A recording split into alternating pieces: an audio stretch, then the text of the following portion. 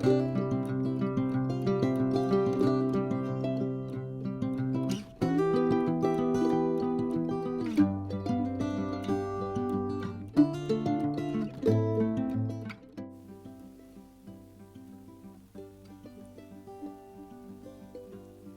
Friends, എല്ലാവർക്കും നമസ്കാരം. Welcome to magic recipes. അപ്പോൾ ഇന്ന് എളുപ്പമുള്ളൊരു വിഭവമാണ് ഞാൻ ഉണ്ടാക്കുന്നത്. എല്ലാവർക്കും ഉണ്ടാക്കാൻ അറിയുന്ന ഒരു സംഭവമാണ്. എങ്കിൽ കൂടിയും നമുക്ക് നമ്മുടെ ചാനലിൽ ഒന്ന് പരിചയപ്പെടുത്താം. കപ്പയാണ്. ഞാനിവിടെ 1 കിലോളം കപ്പ ചെറിയ കഷ്ണങ്ങളാക്കി മുറിച്ചെടുത്തിട്ടുണ്ട്.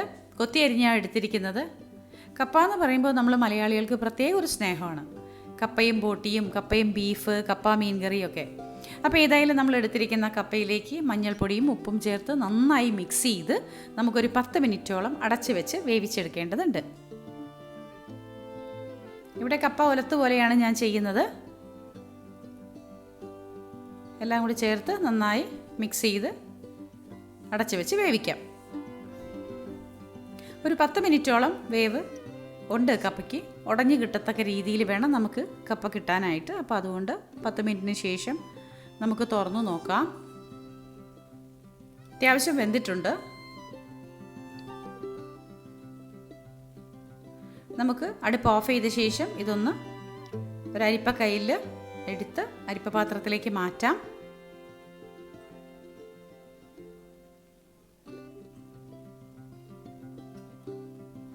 അതിനുശേഷം നമുക്ക് കപ്പ ഒന്ന് താളിക്കേണ്ടതുണ്ട്. നമ്മൾ ഈ വേവിച്ചെടുത്ത കപ്പ ഒന്ന് താളിക്കാം. അതിന് വേണ്ടി ഒരു ചീനച്ചട്ടി എടുക്കുക. അതിലേക്ക് വെളിച്ചെണ്ണ ഒഴിച്ചു കൊടുത്തു. ഒരു 2 ടേബിൾ സ്പൂണോളം വെളിച്ചെണ്ണയാണ് ഞാനിവിടെ എടുത്തിരിക്കുന്നത്. വെളിച്ചെണ്ണ തന്നെ എടുക്കണം കേട്ടോ. ഇതിനൊക്കെ ഇത്തരം കറികൾക്കൊക്കെ, ഇത്തരം ഡിഷസിനൊക്കെ കടുകിട്ട് കൊടുക്കാം. എണ്ണ ചൂടായ ശേഷം കടുകിട്ട് പൊട്ടിക്കാം. അതിലേക്ക് കരിവേപ്പിലയും വെളുത്തുള്ളിയും പച്ചമുളകും കൂടി ചേർത്ത് കൊടുക്കാം. കപ്പയൊക്കെ ഉണ്ടാക്കുമ്പോൾ എപ്പോഴും 2 വെളുത്തുള്ളി ചേർക്കുന്നത് നല്ലതാണ്. എല്ലാം കൂടി നന്നായിട്ടൊന്ന് വഴറ്റാം. 2 വറ്റൽമുളകും കൂടി പൊട്ടിച്ചിട്ട് കൊടുക്കാം. നല്ലപോലെ ഒന്ന് മിക്സ് ചെയ്യാം, വഴറ്റിയെടുക്കാം എണ്ണയിലിട്ട്.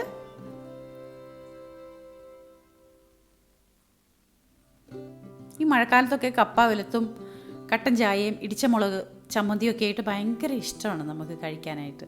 അപ്പോൾ ഇങ്ങനെ ഒരു കപ്പ വലത്തുണ്ടെങ്കിൽ ഭയങ്കര ടേസ്റ്റാണ്. അതിനിടയ്ക്ക് നമ്മൾ ഇടിച്ച മുളകും കൂടി ഇതിലേക്ക് 1 ടീസ്പൂൺ ഇട്ട് കൊടുത്തിട്ടുണ്ട്.